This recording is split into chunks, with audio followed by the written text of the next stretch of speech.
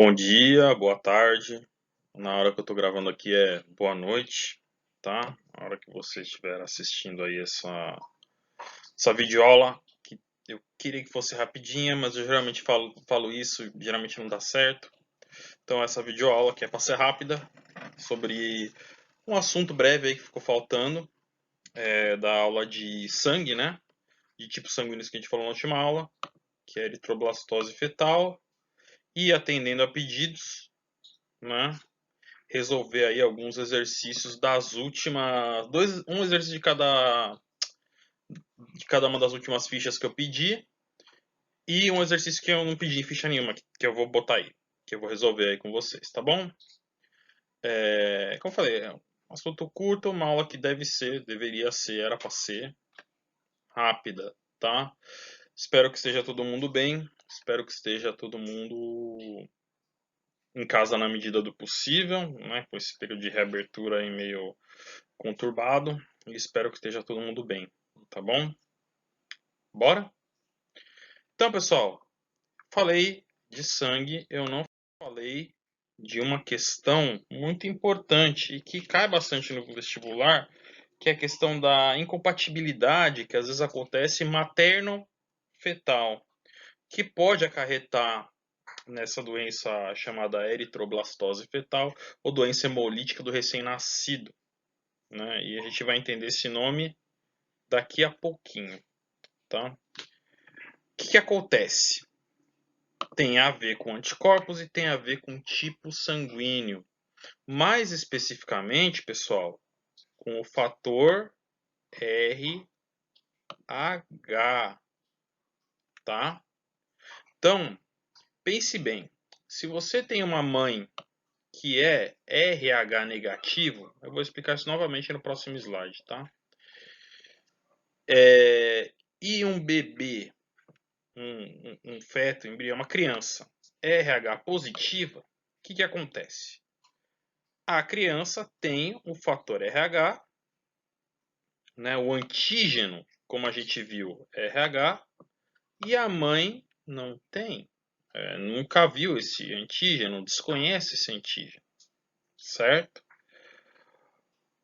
O que pode acontecer, e geralmente vai acontecer, se acontecer durante o parto, é que esse antígeno que está no sangue do bebê, esse antígeno RH, pode entrar em contato com o sangue da mãe, né? Então, parto é uma bagunça ali, tem sangue, tem placenta, é uma. Como é que eu posso falar? É uma coisa traumatizante, é um evento, né? E aí, nesse momento do parto, você pode, se não forem tomadas as precauções, ter a mistura do sangue do feto com o sangue da mãe e o contato do fator RH que está presente no sangue da criança, do bebê, né, com o sangue da mãe. O que acontece? A mãe pode ficar sensibilizada quando isso acontece.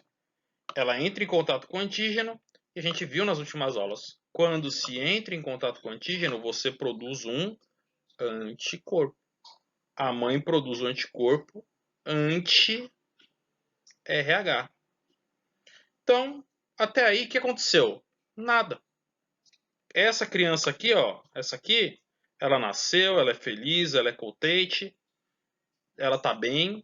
Agora a mãe, como a criança é RH positivo, né? E a mãe é RH negativo. E como não houveram os cuidados no parto, essa criança ela acabou ficando sensibilizada, ou desculpa, a mãe ficou sensibilizada e começou a produzir os anticorpos anti-RH.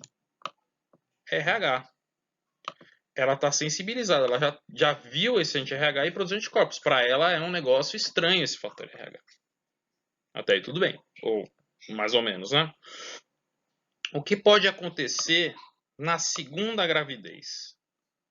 Se a segunda criança também for RH positivo, né? A mãe, nessa segunda gravidez, nesse segundo filho, ela já está sensibilizada. Ela já produziu anticorpos E esses anticorpos, eles atravessam a barreira materno-fetal, a barreira placentária. Então esses anticorpos vão entrar no sangue do bebê e são anticorpos anti-RH, que está presente no sangue da criança. Então, os anticorpos da mãe vão atacar o sangue, as células sanguíneas da criança. A criança tem problemas, pode nascer, mas nasce amarelada, com, né, o sangue dela. É por isso doença hemolítica do recém-nascido. Né? Hemo quer dizer sangue, lítico quer dizer de digerir, de destruir. A doença que destrói o sangue do recém-nascido. Né?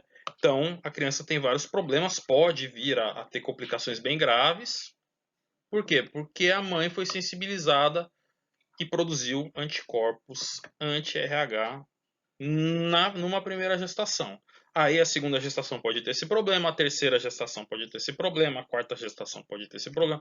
Toda vez, depois da primeira que ela ficou sensibilizada, que a mãe foi ter uma criança RH positiva, ela pode vir a ter o mesmo problema. Tirando a primeira. E lógico, se a mãe tiver um filho que é RH negativo, no problems, não tem problema nenhum. A criança não tem o risco de ter essa doença. Tá bom? Então, isso aí, tranquilo? A mãe tem que ser RH negativo e a criança ela tem que ter 2 filhos RH positivo. Primeiro e no segundo é que dá o problema. É possível a mãe ser RH negativa e ter uma criança RH positiva? Claro, é só o pai da criança ser RH positivo. Hoje em dia, a gente sabe disso, né? Então, quando tem um casal nessas condições, o pai é RH positivo, a mãe é RH negativa, já há um aconselhamento durante o acompanhamento da gestação, tá? E a gente vai ver daqui a pouquinho o que se faz nesses casos, pouco antes ou durante o parto, que tem uma série de cuidados a serem tomados, tá bom? Tranquilo, né? Vamos de novo a mesma coisa. Aí, o eritroblastose, isso é um E, tá? Fetal. A mãe é RH negativo, de genótipo Rzinho, Rzinho. Se o primeiro filho tiver RH positivo, Rzão alguma coisa, o filho vai conter o antígeno RH, a seta começa aqui, continua aqui, a mãe é sensibilizada no momento do parto, tá? E produz anticorpos, anti-RH. Se o segundo filho for RH positivo, esses anticorpos vão atacar o sangue do segundo filho, vão atravessar a barreira placentária e atacar o sangue do segundo filho. Legal? Bom, é isso aí. E aí o que se faz? Como eu falei, se ocorre esse acompanhamento, pai RH positivo, a mãe RH negativa, você tem um acompanhamento durante a gestação. Durante o parto, geralmente tem uma série de cuidados que os parturientes ali, que o médico ali toma para evitar a contaminação do sangue do bebê, do cordão umbilical, com o da mãe. E geralmente eles injetam o que eles chamam de vacina anti-RH, ou vacina RH, né, que de vacina não tem nada, não é uma vacina. É uma injeção, tá aqui, ó, tá aqui escrito, injeção de anticorpos anti-RH. Tá? Então, no momento do parto, um pouco antes, um pouco depois, eu não sei exatamente o momento, eles injetam anticorpos anti-RH. Lembra aqueles da... Se você não assistiu, assista aí a minha aula de teste sanguíneo. E aí tem o anticorpo RH que eu uso. É aquele anticorpo ali. Eles injetam na mãe.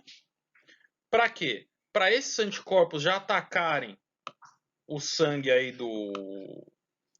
o sangue da criança que pode ter se misturado com o sangue da mãe, esses anticorpos já atacam e a mãe não já atacam, já destroem, já tem uma resposta imune ali, e a mãe ela não é sensibilizada. Ela não dá tempo do próprio corpo da mãe produzir os próprios anticorpos dela. Então ela tá beleza, ela teve o parto, teve a criança RH positivo, só que a criança não foi, só que a mãe, desculpe, de novo, só que a mãe não foi sensibilizada. Então, é isso aí, ela tá de boa para ter o segundo filho, se o segundo for RH positivo, subsequentemente, tomando-se sempre essa precaução e evitando-se sempre que ela seja sensibilizada, não desenvolve-se a doença hemolítica do recém-nascido. Legal? Beleza, como foi tranquilo e até agora eu estou mantendo a minha promessa de manter a aula breve. Vamos para o próximo ponto, então, que são algumas questões que eu gostaria de resolver com vocês. Tranquilo até aqui, pessoal? Qualquer dúvida, entre em contato, tá? Próxima aula que eu vou mandar para vocês só semana que vem. E gostaria de variar um pouquinho minhas atividades. Estou pensando em algumas coisas, tá? Mas isso aí, cada coisa ao seu tempo, tá? Então vamos lá. Eita, nós. Esse foi o primeiro exercício da lista do dia 11. Faz umas... Não é essa que eu passei agora, não é anterior, é anterior. Faz um tempo já, né? Então vamos ler? Algumas pessoas de uma família representam uma anomalia autossômica. O que isso quer dizer? Que é uma anomalia genética e que está nos cromossomos autossômicos. Não é de característica sexual, que a gente não viu isso ainda. Todos os indivíduos foram representados em uma genealogia. O heredograma, tem aqui. E os indivíduos destacados apresentam a anomalia. Legal. Pode-se concluir que essa anomalia é condicionada por um caráter dominante ou recessivo. Explique como isso pode ser conclusivo. Você já tem o gabarito aí, vocês já sabem, mas muita gente errou essa questão. Acho que foram no direto ali, no recessivo. Pensa, doença genética é rara, raro deve ser recessivo. Nem sempre. Pode ser raro e dominante. Tá? Depende da doença, vai saber. Então, será que essa doença é dominante e recessiva? Vá na minha última aula de correção de exercício e lá eu dou um exemplo de uma doença de uma característica recessiva. Esse aqui, eu vou já adiantar, dar uns spoilers para vocês, é um exemplo de uma característica dominante. E como é que dá para saber? Vamos para o próximo slide, tá? Aqui, ó. Então, fala-se que é uma anomalia autossômica. Bom, dá uma letra qualquer para o nosso gene, para a nossa característica. A. Azão e azinho. Legal, até aí tudo bem. Será que a doença é causada pelo azão ou será que é causada pelo azinho? Né? Se a gente pressupor... Vamos olhar para esse cruzamento aí. Mais calma. Eita, não, tá bom, deu certo. Se a gente pressupor que a doença é recessiva, como muitos de vocês supuseram, como muitos de vocês pensaram que fosse o caso, né? Que a gente vai ter? Nesse cruzamento aqui, a gente vai ter um camarada que tem a doença, que é o homem 3, uma mocinha que tem a doença, que é a mulher 4, e eles tiveram um filho 9 que não tem a doença. Se essa doença é recessiva, veja bem, se a doença for recessiva, todo mundo que tem a doença, todo mundo tem a característica, vai ser azinho, vai ser recessivo, né? A doença só vai aparecer, o fenótipo só vai aparecer quando o gene da doença, o alelo, estiver em homozigose, porque ela é recessiva. É a definição. Então, se ela for recessiva, nesse cruzamento entre 3 e 4, a gente tem azinho e azinho no cruzamento. Se vocês quiserem fazer aí, eu não fiz aqui, vocês podem fazer lá a tabelinha, o quadro de Punnett, e ver o que sai aí. Né? O pai vai produzir gametas azinho e azinho, a mãe vai produzir gametas azinho, os filhos vão receber um alelo de cada um dos gametas e vão receber o quê? Necessariamente azinho do pai, necessariamente azinho da mãe. Azinho. Se fosse esse o caso, 100% dos filhos desse casal deveria ser o quê? Azinho. E aí apareceria esse 9, que por não ter a doença, tem que ter um azão em algum lugar. É possível isso? Tá escrito aí, 9, né? 9. Né? Não é esse o caso. Então, se a característica não é determinada por um alelo recessivo, ela deve ser determinada por um alelo dominante. O mesmo casal lá 3 e 4, que é aquele que desenha, então não tem um numerinho, se essa característica for dominante, cada um deles vai ser azão alguma coisa. Não sabemos que a característica dominante, basta um alelo para ela ser expressa. E eles teriam um filho, o 9 lá, que seria azinho, azinho. Será que é possível isso? Já vimos. É possível sim, se os dois pais forem heterozigotos, azão, azinho. Aí, o pai vai produzir gametas azão e gametas azinho, a mãe vai produzir gametas azão e gametas azinho, e quando o espermatozoide do pai se unir ao óvulo da mãe, você pode ter tudo isso aqui no meio. A gente já viu isso algumas vezes, né? Um espermatozoide azão e um óvulo azão vai dar uma criança dominante azão-azão, que vai ter a doença no caso. Um espermatozoide azão, um óvulo azinho, vai dar uma criança heterozigota, que vai ter a doença no caso. Um espermatozoide azinho e um óvulo azão vai dar uma criança heterozigota de novo, que vai ter a doença de novo. E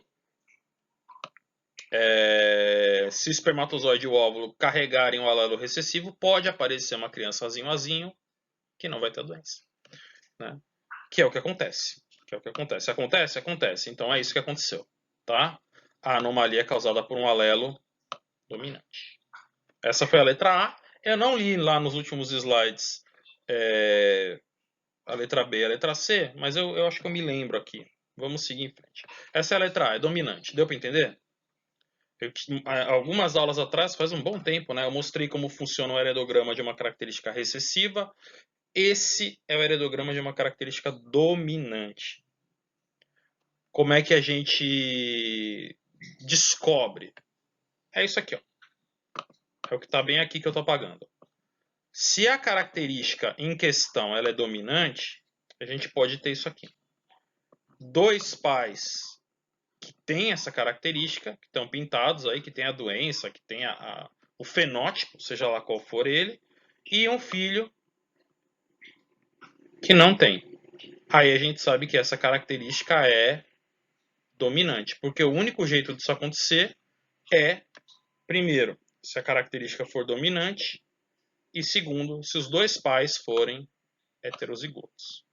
Aí isso acontece. Como a gente viu no último slide, se a característica fosse recessiva e você tem dois parentais com essa característica, todos os filhos deles vão ter que ser recessivo, porque é azinho, azinho, cruzando com azinho, azinho, só pode dar azinho, azinho, azinho, azinho, azinho, azinho, azinho, azinho. Nunca que vai aparecer um azão, tá? Nunca que vai aparecer um azão.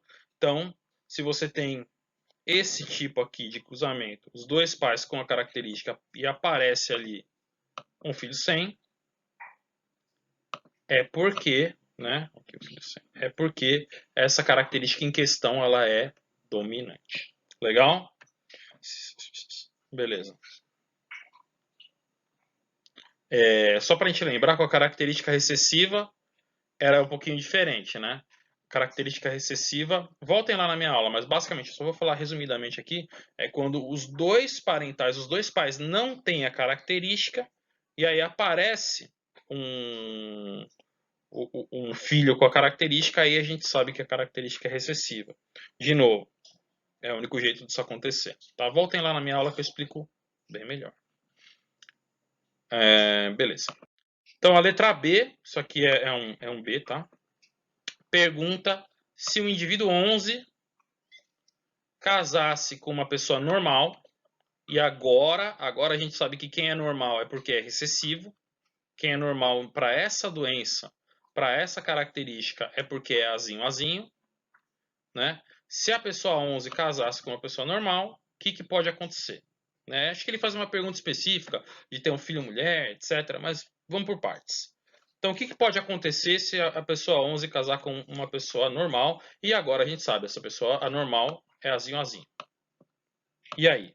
A pessoa normal, a gente acabou de descobrir que ela tem que ser azinho, azinho. E a pessoa 11? A pessoa 11 ela tem a característica, né? Ela tem a doença, sei lá, a característica em questão. Então a gente sabe que ela é azão alguma coisa. Ela não é homozigota recessiva. Ela tem o alelo dominante porque é o alelo dominante que causa essa característica, que determina esse fenótipo. Legal. Mas será que 11 é azão, azão? Ou será que 11 é azão, azinho? Eu não sei. Dá para saber? Dá para saber, né? Como a gente sabe? A gente olha os pais do 11. Se a gente for ver os pais do 11, tem o número 8, que como o 11 também tem a característica, tem a doença, o que quer que seja, e portanto também deve ter o alelo azão alguma coisa. Mas a mãe do 11, a número 7, né? A mãe do 11 é homozigota recessiva. Por quê? Porque ela é normal, porque ela não está pintadinha aqui. Então, se vocês quiserem, né, façam ali o quadrinho de Punnett e vejam. Pensem se o pai do 11, o número 8, é homozigoto, azão, e depois pensem se o pai do 11 for heterozigoto, azinho. Façam o quadro de Punnett nas duas situações. Pensando, a gente não sabe o que o pai do 11 é. Se ele é azão, se ele é homozigoto ou se ele é heterozigoto. Pensem nas duas situações e vejam o que acontece. Já vou adiantar para vocês que o 11, tendo a característica como ele tem, né? O único jeito dele ter essa característica, o único genótipo possível para ele, é isso que eu estou querendo dizer, o único genótipo possível para o 11 é ele ser heterozigoto. Se você fizer os quadros de Punnett, pensando primeiro, se o número 8 for azão, faz lá o quadrinho, vê o que acontece. Depois, se o número 8 for azãozinho, você vai ver que não aparece nenhum homozigoto dominante. Que só vai aparecer azãozinho, que só vão aparecer heterozigotos. Tá? E se você é um pouquinho mais vivo, você já pensou que é óbvio que não tem como o número 11 ser homozigoto dominante, porque a mãe dele é recessiva, é azinho. O número 11 tem que ter recebido um alelo do pai e um alelo da mãe. O que será que o número 11 recebeu do pai? Como ele tem a mesma característica, a mesma fenótipo do pai, que é um fenótipo dominante, a gente acabou de ver isso na letra A, com certeza o número 11 recebeu o azão do pai. Com certeza, porque não pode ter vindo da mãe, né? O filho tem a mesma doença do pai, de onde veio essa característica? Veio do pai, né? O azão veio do pai. Se o azão veio do pai, todo ser vivo, todo animal, todo o ser vivo que se reproduz sexualmente é diploide, né? Ele recebe um alelo do pai e um alelo da mãe. Ele recebeu o azão do pai. Que será que ele vai receber da mãe? Bom, da mãe ele pode receber o azinho, ou ele pode receber, vejam só, o azinho. Ele recebeu o azão do pai e com certeza ele deve ter recebido um azinho da mãe. Porque é a única coisa que a mãe, é o único alelo que a mãe tem para passar adiante para o filho. Talvez você tenha descoberto isso fazendo ali o quadro de Punnett, mas não precisa. Né? É só olhar o heredograma e saber que o que a gente sabe, que a doença é uma doença de caráter dominante, ou essa característica.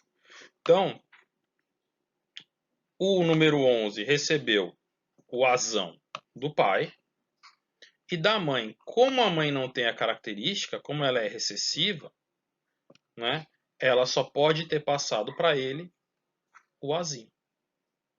Logo, o 11 só pode ser heterozigoto, azinho. Recebeu o alelo azão do pai e recebeu o azinho da mãe. Ufa!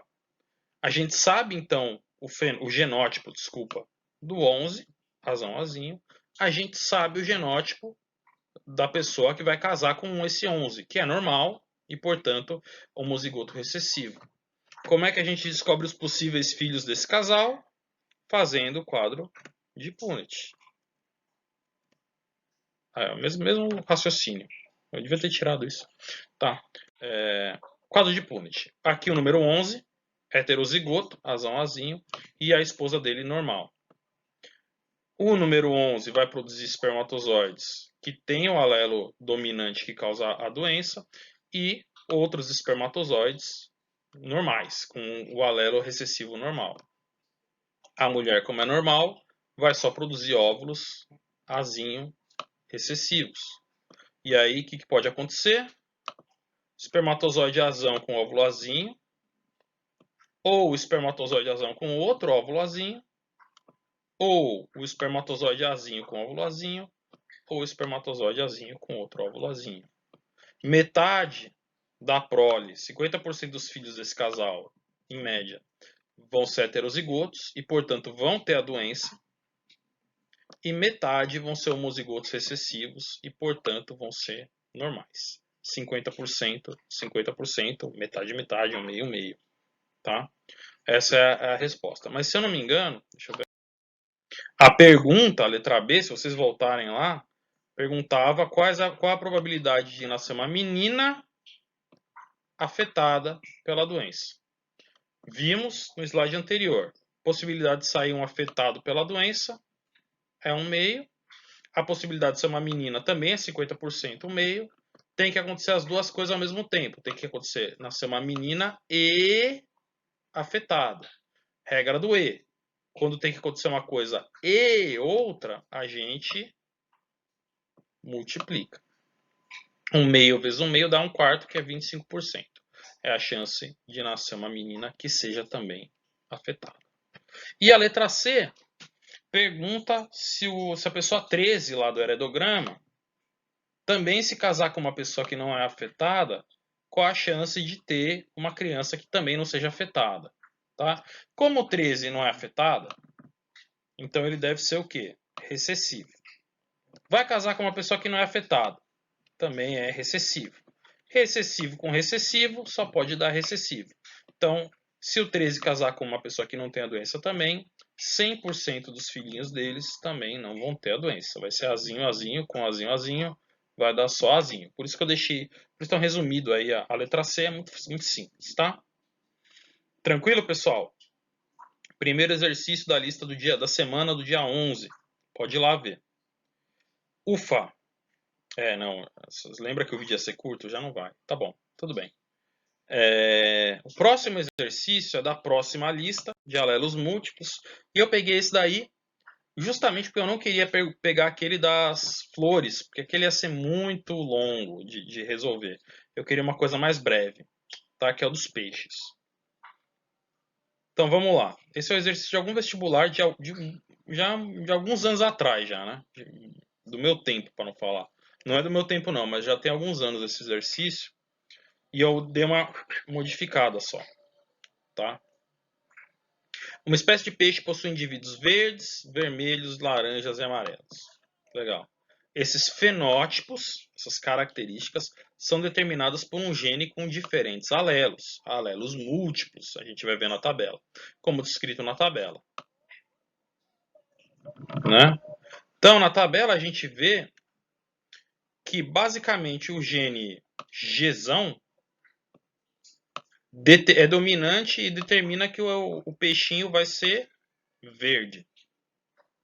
O G1 determina o peixe vermelho, o G2 determina o peixe amarelo, e o heterozigoto G1, G2, ele não é nem vermelho nem amarelo, ele é laranja.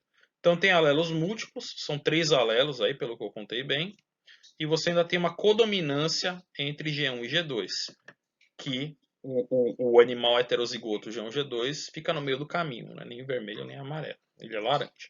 Legal. Suponha que esses peixes vivam em lagoas onde ocorre despejo de poluentes que não causam a morte dos mesmos, porém os tornam mais visíveis aos predadores. Legal. Letra A. Quais são os possíveis fenótipos dos filhos de um cruzamento entre um peixe verde, e ele dá o genótipo do peixe, Gzão e G1, e um peixe laranja. Ele não dá o genótipo, mas não precisa. Só tem um jeito, só tem um genótipo que leva ao animal ser laranja, que é o G1, G2. Aqui. Então a letra A, tranquilo. Letra B. Em uma lagoa, os peixes laranja ficam mais visíveis aos predadores e são eliminados naquela geração. Haverá possibilidade de nascerem peixes laranjas na geração seguinte? Explique. Uma coisa de cada vez, vamos primeiro a mais fácil. A. Então, o peixe verde, como tem vários jeitos, vários genótipos que determinam ou que levam o peixe a ser verde, ele deu o genótipo para nós, Gzão G1. Com o peixe laranja, de novo, ele não deu o genótipo, não precisa, só tem um jeito do peixe ser laranja. Só tem o genótipo que corresponde ao fenótipo laranja, G1, G2. Né? Como é que a gente faz esse cruzamento? Pelo quadrinho de Punnett. Então, o animal verde vai produzir gametas e na produção de gametas vai ocorrer a separação desses alelos. Para cada gene que com 2 alelos ocorre a separação, um alelo vai parar num gameta, outro alelo vai parar no outro. Então o peixe verde vai produzir alelos e gametas com alelo Gzão e gametas com alelo G1. A mesma coisa para o animal laranja. Vai produzir gametas com alelo G1 e gametas com alelo G2. O que pode acontecer? Gameta Gzão com gameta G1 vai dar um animal verde, vai dar um ovinho, um zigoto, que vai dar um ovinho, que vai dar um alevino, peixe tem larva, é um alevino, e que vai dar um peixinho verde. Gameta Gzão com alelo G2, de novo, um ovinho que vai sair um alevino e que quando crescer vai sair um peixe de cor verde. Gameta G1 com outro gameta G1 vai dar um animal vermelho. Aqui vai nascer um bichinho, um ovinho, que vai dar um peixe vermelho. E G1, G2 vai dar um peixe laranja. Eu não tenho laranja aqui na minha palheta.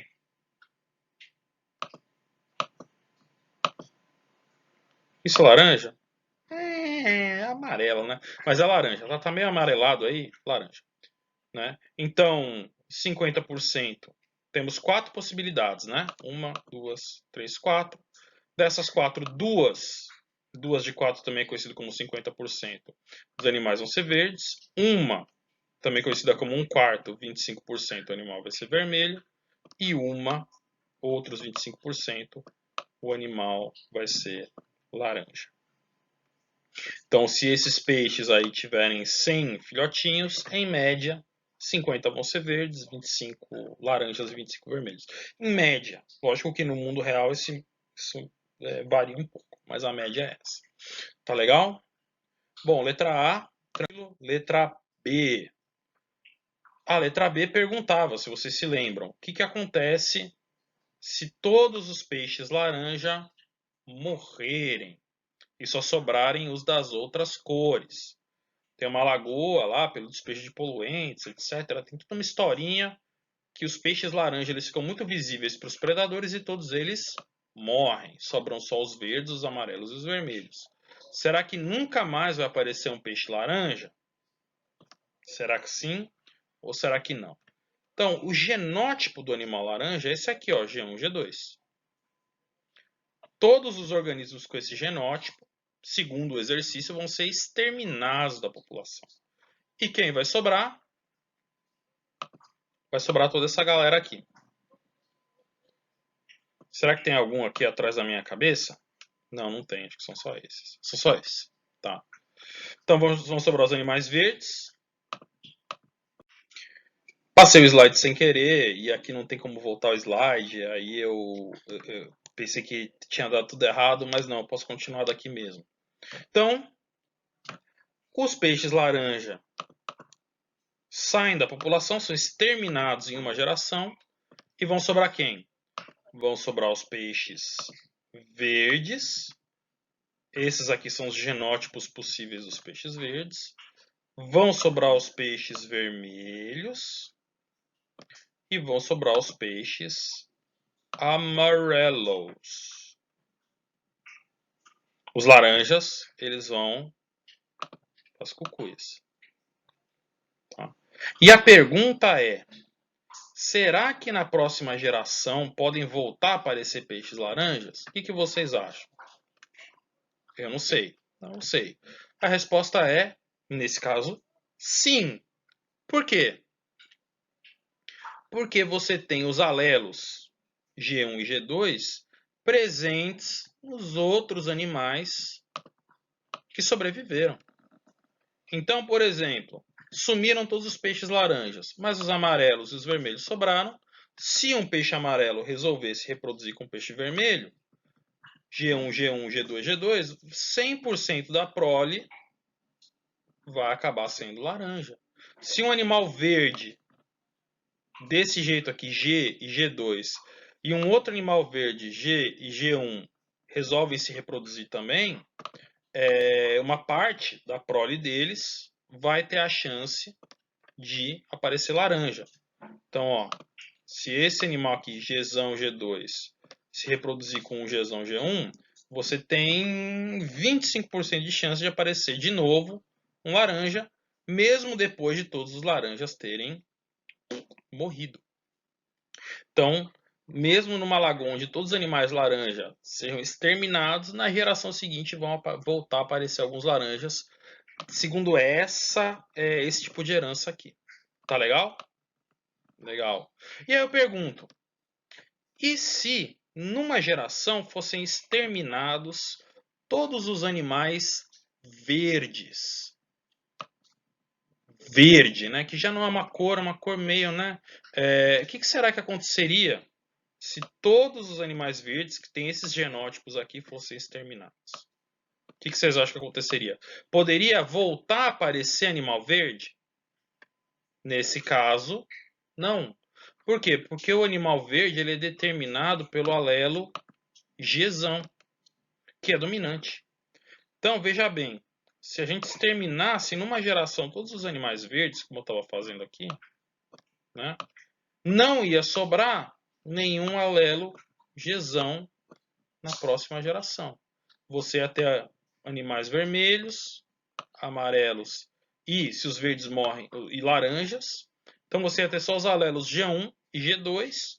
E aí esses organismos cruzando, se reproduzindo entre si, poderiam produzir animais laranja, amarelo, vermelho, mas nunca mais ia aparecer um animal verde, caso os animais verdes fossem exterminados em uma geração. Eles não, porque o alelo Gzão ia sumir junto com os verdes dessa população. E aí não ia ter mais. Só se surgisse lá depois uma outra mutação, por aí vai. Isso é mais complicado. Com o laranja isso não acontece. Porque o laranja tem esses alelos recessivos que podem ficar escondidos em animais de outras cores, vamos dizer assim, em animais com outros fenótipos, né? Tranquilo, pessoal? Esse era o outro exercício. Então vamos continuar aí com o último dos nossos exercícios, esse sobre sistema sanguíneo, mas que não está na lista de vocês. Ele está, exercício exemplo de um livro aí. Posso até passar o capítulo do livro para vocês, para quem quiser, depois que eu escanear ele, tá? Vamos lá, né? Sobre sistema sanguíneo. A árvore genealógica a seguir representa uma família estudada quanto aos grupos sanguíneos do sistema BO e do sistema RH.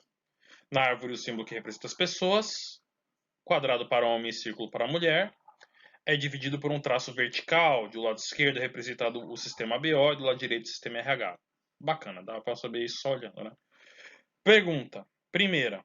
Probabilidade de um filho do casal 5-6 ter sangue O positivo ou A negativo. Beleza, tranquilo. Vejam que é a probabilidade de um filho do casal 5 e 6 ter sangue ou O positivo ou A negativo. Temos que manter isso em mente. Segunda, quando o homem 6 ainda era noivo, da mulher 5, uma antiga. Cadê? Uma antiga namorada, O negativo, O. Depois eu falo RH. Acusou ele de ser pai de seu filho, uma criança A, RH, não consigo ver daqui. Pelo que se conhece sobre a herança dos grupos sanguíneos, essa acusação tem procedência? Vamos ver essa depois, até porque eu não estou conseguindo nem ler o enunciado direito. Tá pequeno. Tá, vamos dar uma olhada nessa árvore, nesse heredograma, essa árvore genealógica. A mulher, ela é A negativo, tá? E os pais dela, vejam só, a mãe dela é do tipo sanguíneo O, e a gente não sabe o RH, e o pai dela é do tipo sanguíneo AB. A gente não sabe o RH. Já o rapaz aí, o número 6, a gente não sabe qual é o tipo sanguíneo do pai dele, mas a gente sabe, e nem o da mãe, mas a gente sabe que a mãe é RH negativo. E ele é O positivo. Tá? Beleza, vamos manter isso em mente e passar. Vamos lá então. A mulher em questão, se eu não me engano, a mulher número 5, ela tem o tipo sanguíneo A negativo. Vamos esquecer o negativo por agora, vamos focar no A. Tipo sanguíneo A, legal. Então a gente sabe que ela é isão A alguma coisa. Ela tem esse alelo, isão A, porque é esse alelo que determina o fenótipo que ela tem, o tipo sanguíneo A. Legal. E essa outra coisa, que será que é? Não sei. Tem como descobrir? Só olhando os pais dela. Nos pais dela, o pai dela tem o sistema sanguíneo AB, ou seja, com certeza os alelos do pai dela, isão A, isão B. E com certeza, como a mulher não tem tipo sanguíneo B, com certeza o pai dela passou para ela o alelo isão A. Tá aí, tudo bem. E a mãe dela é do tipo sanguíneo O, que com certeza tem o genótipo izinho, izinho. Se o pai dela passou o isão A, porque era do tipo sanguíneo A, não tem como ter passado o B, a mãe dela obrigatoriamente tem que ter passado o alelo recessivo izinho, porque é só o que a mãe tem para passar. Lembrem-se, essa mulher aqui ela recebeu um alelo do pai e um alelo da mãe. A gente sabe que o isão A tem que ter vindo do pai. A mãe, ela só pode ter doado para a filha, passado para a filha nos seus gametas, o izinho.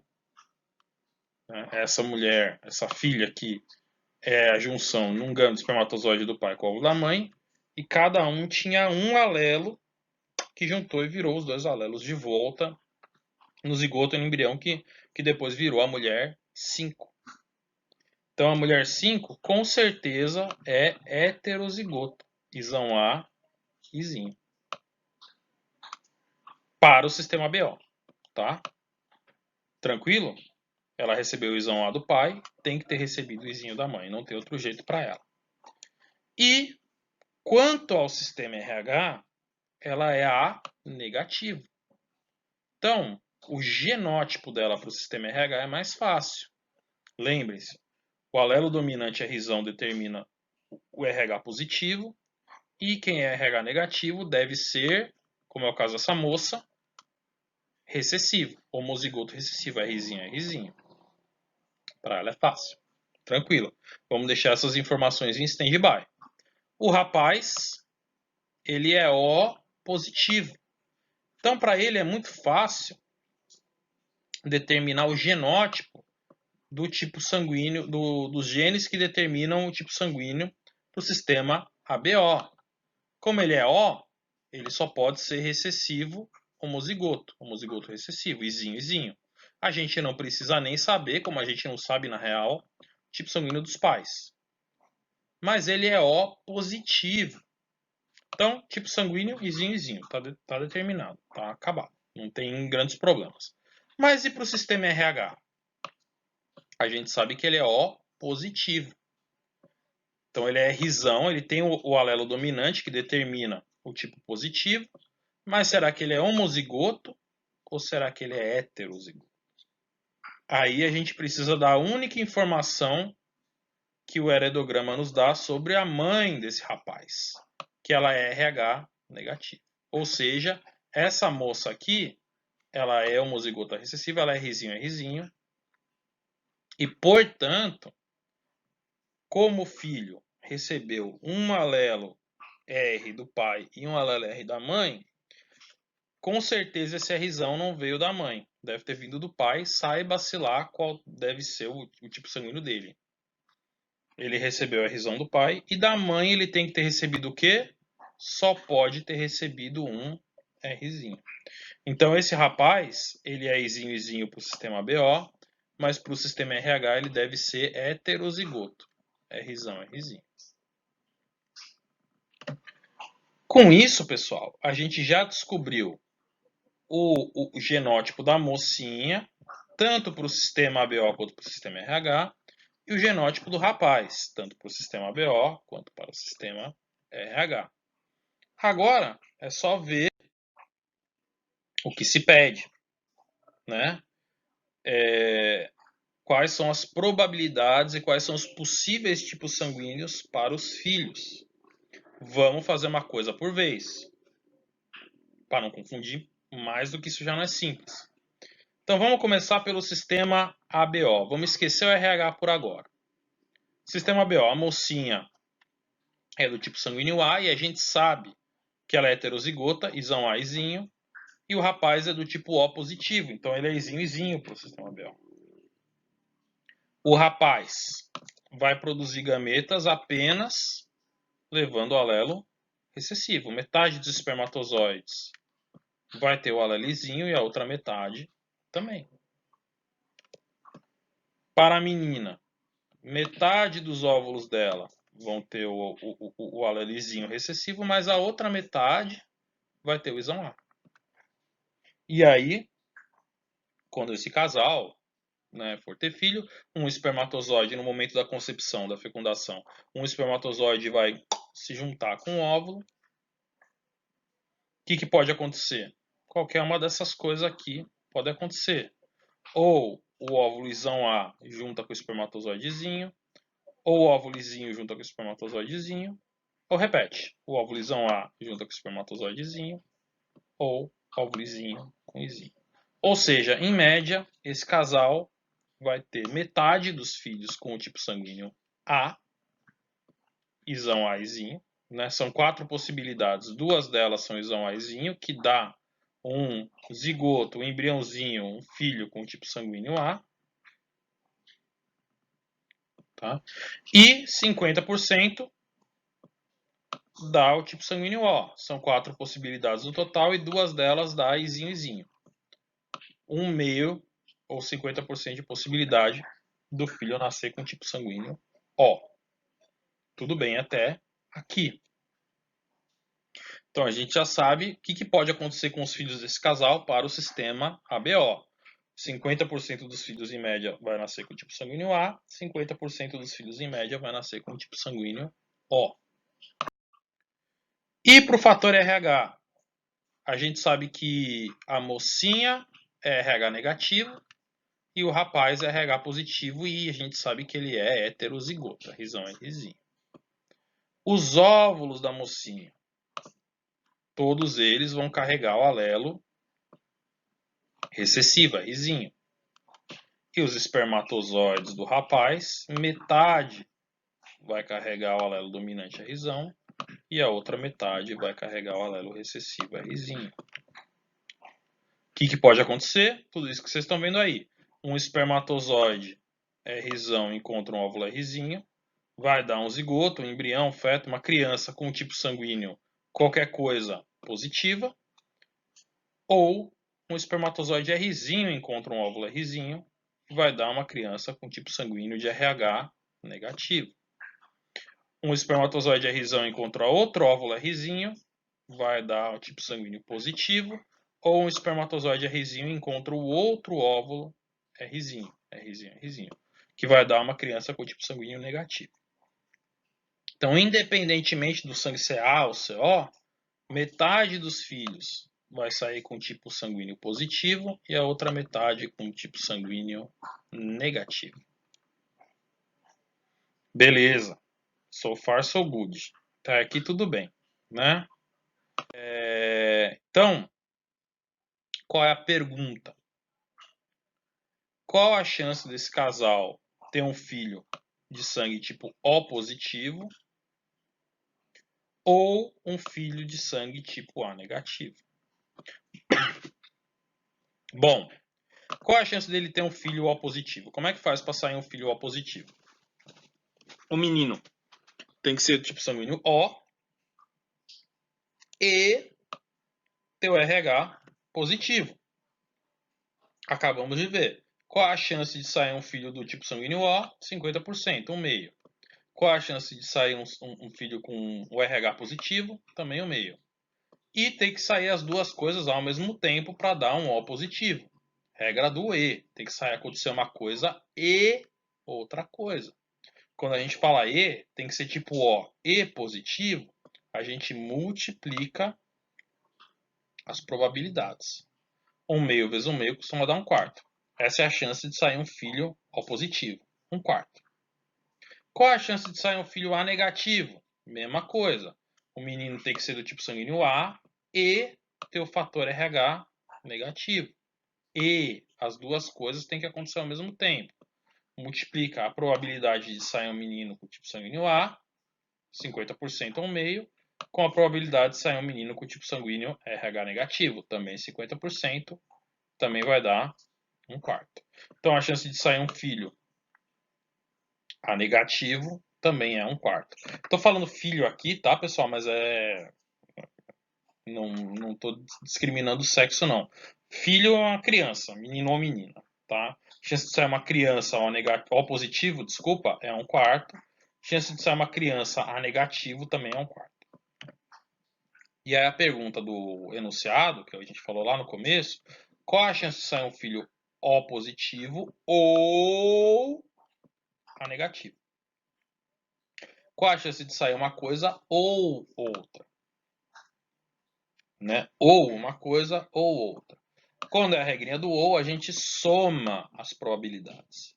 Então, 1/4 mais 1/4 costuma dar 2/4, que também é 1/2, que é 50%. Então, a chance de sair um menino, uma criança, né, O positiva ou A negativa é de 50%. Legal, pessoal? Essa foi a letra A. E a letra B pergunta: o homem 6, quando ele ainda era noivo da mulher lá que apareceu no heredograma, a mulher 5, rolou uma ex-namorada, apareceu uma ex-namorada, cujo tipo sanguíneo era O positivo e que tinha um garoto A negativo e falou que o filho era do 6.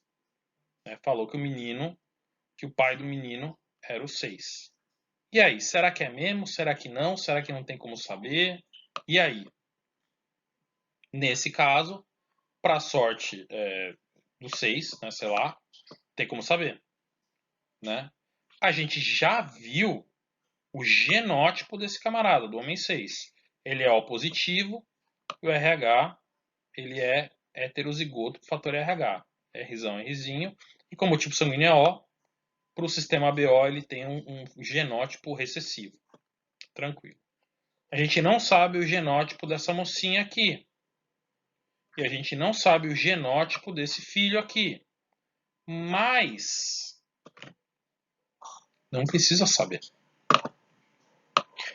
Olhando os fenótipos, já dá para ver que tem alguma coisa esquisita. O rapaz é do tipo sanguíneo O. Essa namorada é do tipo sanguíneo O. Como é que pode ter aparecido um filho do tipo sanguíneo A? A resposta curta é não pode. Se esse rapaz aqui, o número 6, tivesse tido um filho com a ex dele, obrigatoriamente esse menino teria que ser do tipo sanguíneo O. Não vou nem entrar no mérito do fator RH. Por quê?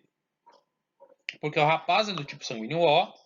O único jeito de você ser O é se você tiver dois alelos recessivos, Izinho e Izinho. E a mulher, essa ex-namorada, também é do tipo sanguíneo O. Ela também tem que ser Izinho e Izinho.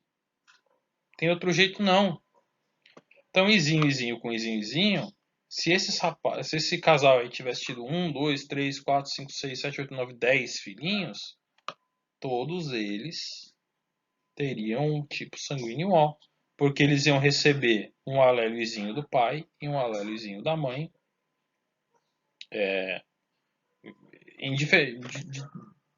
não tem outro jeito, né? Indiscutivelmente. Então esse suposto filho aqui que é A negativo, não, tudo indica, né? Tudo indica, não é filho do homem número 6, lá do heredograma. Tá? A resposta é essa. Tranquilo? Beleza, pessoal. Desculpa a correria. Ficou mais 50 minutos de aula só nessa brincadeira, tá? E é isso, tá? Por hoje. A atividade está aí para vocês fazerem. Mandei quando? Na sexta, né? Façam. Qualquer dúvida, entrem em contato. Revejam essas videoaulas, acompanhem, bem como as playlists de genética que eu encaminho para vocês, tá? Tem playlist sobre assuntos aí que eu tô. Sempre que eu vejo um vídeo legal que eu acho pertinente, né? Que eu vejo muita bobagem também no YouTube, eu coloco em alguma das playlists. Quem quiser, nesse canal aí que vocês estão vendo, tem umas playlists, eu garanto que o conteúdo é bacana, é legal, tá? É isso, pessoal. Fiquem bem. Na medida do possível, continuem em casa, apesar das aberturas aí. Eu não iria em qualquer lugar de possível aglomeração ainda. Vamos deixar como tá para ver como é que fica, né? Não estou otimista quanto a essa abertura, mas vamos ver, né? E é isso, tá, pessoal? Até mais. Fiquem bem, fiquem em casa e, na medida do possível, ouçam boa música, leiam um bom livro. Falou!